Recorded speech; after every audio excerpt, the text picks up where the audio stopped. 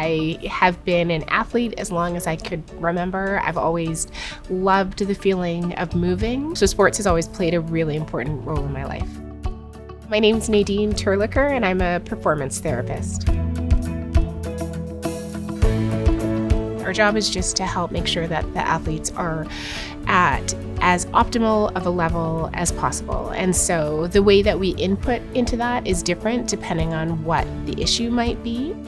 I had an injury when I was a teenager and ended up seeing a physical therapist, and she was brilliant, but she was also just really generous with her time. She saw my interest, she entertained my thousands of questions, she let me volunteer at her clinic, and that was the game changer. So I was fortunate to know from a very relatively young age what I wanted to do.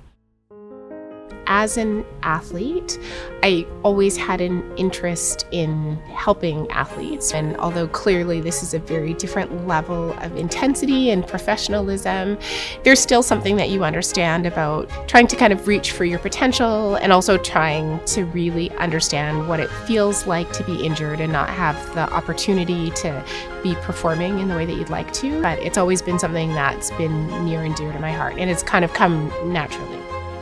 It's also the place where you can be in an environment that's very historically male and still kind of find your own voice and find your own way to exist in that environment.